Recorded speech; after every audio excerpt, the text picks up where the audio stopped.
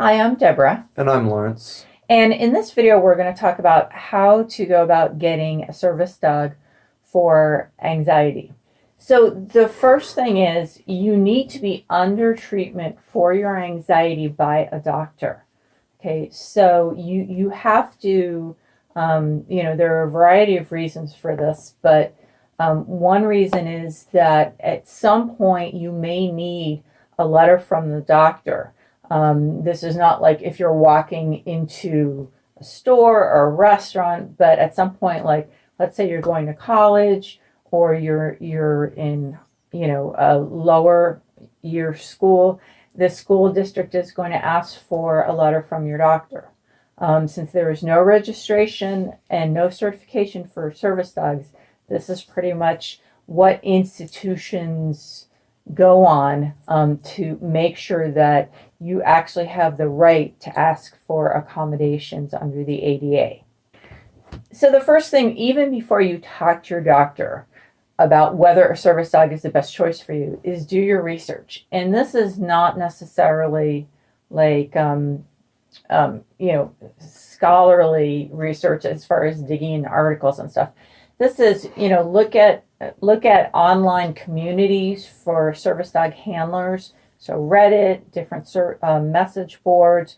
Read everything. Okay, read people's experiences. Although Reddit's a bit of a cesspit, I don't know if I'd go there.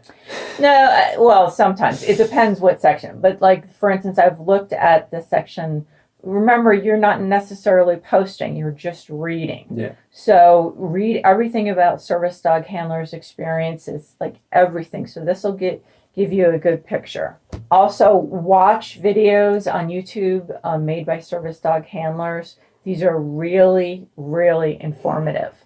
So there's a lot that you want to know. I mean, even, on TikTok, I saw the other day a video from someone who had a service dog.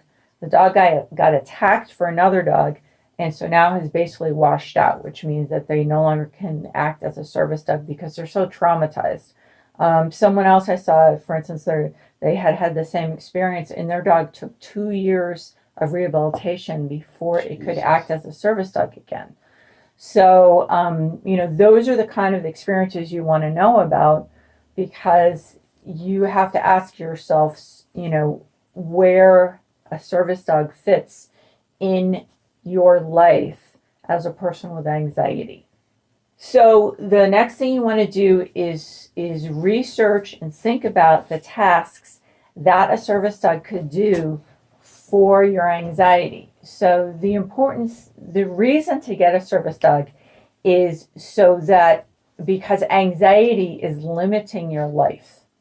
Okay, so because from that organically comes, okay, so what tasks could a service dog do to make it so your life isn't limited? I'm not saying that in a really, in the best way, but, so what tasks can the dog do? Because remember, a service dog is not a service dog if they do not do tasks that alleviate problems that your disability causes, or Assist you in some way. Shortcomings, not shortcomings. That in other words, as I said, your life is limited by your anxiety. The service dog has to be able to do tasks that take care of those limitations or alleviate those limitations, so that you don't end up just not being able to leave the house. So, for instance, let's say you actually have panic disorder. A lot of people use anxiety and panic interchangeably. They're not actually the same thing. But let's say you have panic disorder and you have panic attacks. There are a lot of things a service dog can do for that. So, for instance, they can be trained to sense when you are having or about to have a panic attack. You might not even be paying attention. You might be doing something else and not even realize it. But the dog is alerted to your breath, you're breathing more quickly, just a variety of signs, and they'll start alerting you. Listen, it looks like you're going to have a panic attack. Remember that this dog is going to be is going to cost money, is going to need care. is your responsibility. And so you really have to, think about, are there specific tasks that the dog can do?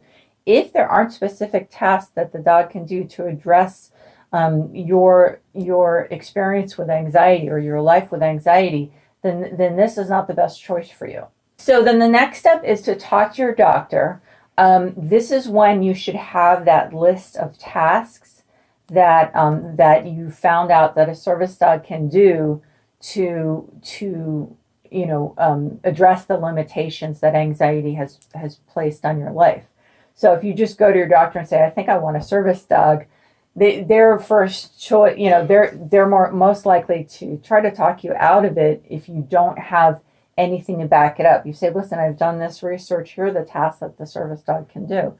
Then they're much more likely to take you seriously, for one thing.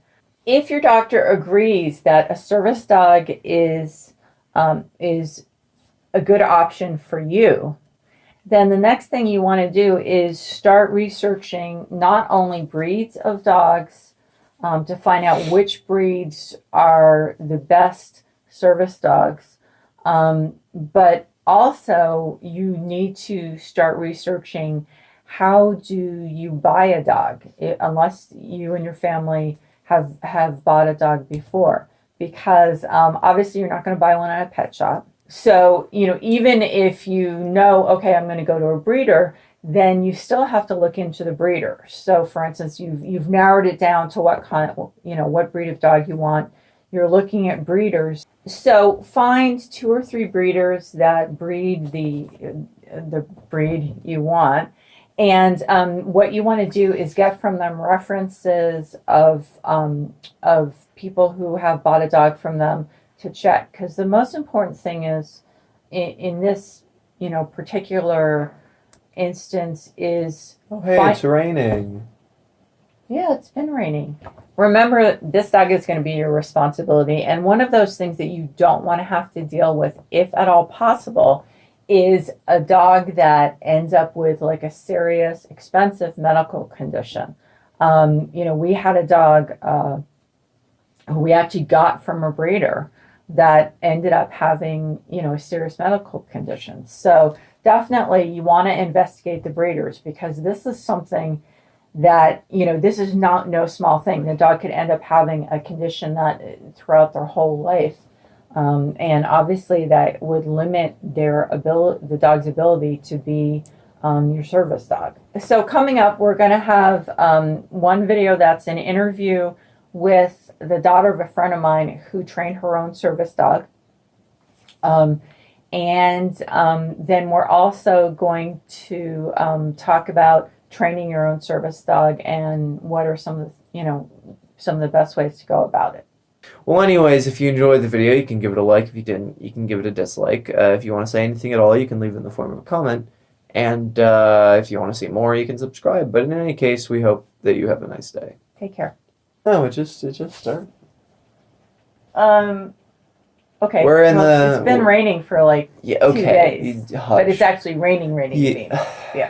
Yeah. I mean, I'm glad to have rain in California finally. 1, because reducing fire risk, and 2, I like the rain. It's nice not to worry about our house being burned for a few more months. And also, I don't like the sun. I do not like heat. So rain is nice. Yeah? Okay.